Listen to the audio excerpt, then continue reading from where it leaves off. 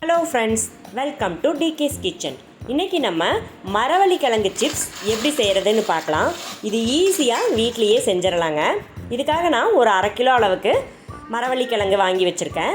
இது நம்ம செய்கிறதுக்கு கிழங்கு நல்லா ஃப்ரெஷ்ஷாக இருக்கணும். இப்படி பாருங்கள், லைட்டாக பிச்சு பார்க்கும்போது உள்ளார இருந்து பால் வரணும். இதை நம்ம 2ஆக கட் பண்ணிவிட்டு மேலே இருக்கிற தோல் எல்லாமே சீவி எடுத்துடலாம்.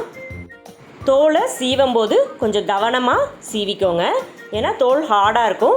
கையில் ஏதாவது பற்றப்போகுது கத்தி, அதனால் கொஞ்சம் ஜாக்கிரதையாகவே நீங்கள் தோலை சீவிக்கோங்க.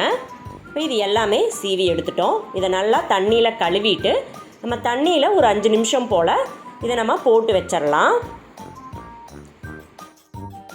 இப்போ 5 நிமிஷம் ஆயிடுச்சுங்க. இதை எடுத்து ஒரு துணியில் தொடச்சிட்டு நம்ம ஸ்லைஸ் பண்ண ஆரம்பிச்சிடலாம். நான் இன்றைக்கி தின்னாக இருக்கிற ஸ்லைசர் யூஸ் பண்ணியிருக்கேன்.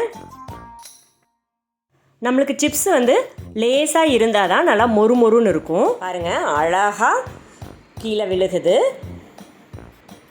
பொறுமையாக சரவி எடுத்துக்கோங்க.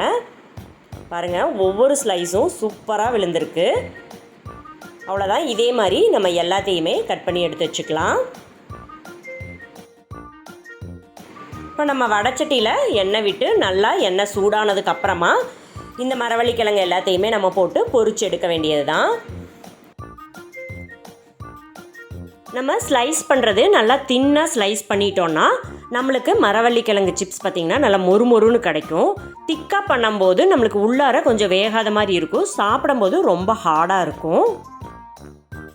இது நம்மளுக்கு சீக்கிரமாகவே வெந்துடும். இது வெந்ததுக்கப்புறம் பார்த்தீங்கன்னா அவுட்டரில் மட்டும் நல்லா ப்ரௌன் கலராக மாறி இருக்கும். அப்போ நம்ம இந்த சிப்ஸ் எல்லாத்தையுமே எடுத்துடலாம். நம்ம இந்த சிப்ஸை வேக வைக்கும்போது மீடியம் ஃப்ளேம்லேயே வேக வச்சுக்கலாம். அப்போ தான் நல்லா மொறுமொறுன்னு நம்மளுக்கு சிப்ஸ் கிடைக்கும். பாருங்கள், நல்லா சுருண்டு சூப்பராக வெந்துருச்சு. நல்லா மொறுமொறுன்னு வெந்திருக்கு. இதே மாதிரி மற்ற எல்லாத்தையுமே நம்ம போட்டு எடுத்துக்கலாம்.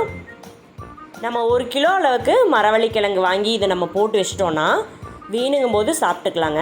ஈஸியாக செஞ்சிடலாம்.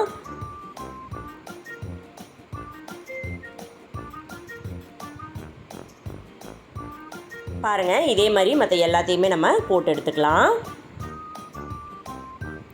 இது எண்ணெயும் நம்மளுக்கு அதிகமாக குடிக்காது. சூப்பரான மரவள்ளி கிழங்கு சிப்ஸ் ரெடி ஆகிடுச்சுங்க. இது காரசாரமாக இருக்கிறக்காக 1 ஸ்பூன் உப்பும் 1 ஸ்பூன் மிளகாத்தூளும் சேர்த்து நல்லா கலந்து இதில் போட்டு பெரட்டி விட்டுக்கலாம். உப்பு மிளகாத்தூளும் நல்லா கலந்து விட்டுட்டு அதுக்கப்புறமா மேலே தூவலாம். உங்களுக்கு வேணுங்கிற அளவுக்கு உப்பு மிளகாத்தூள் சேர்த்திக்கோங்க. இதை நல்லா பெரட்டி விடுவோம். நல்லா கை வச்சு கூட பெரட்டி விட்டுக்கலாம்.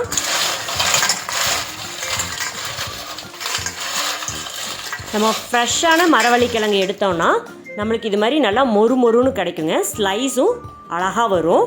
இப்போ நான் கொஞ்சம் பெப்பர் போட்டும் சிப்ஸு கலக்கி வச்சுருக்கேன். இதுவும் நல்லா சாப்பிட்றதுக்கு நல்லா டேஸ்ட்டாக இருக்குங்க.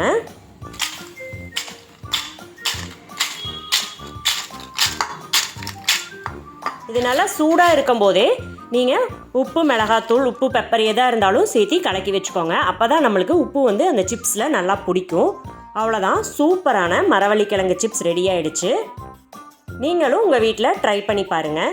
தேங்க்யூ.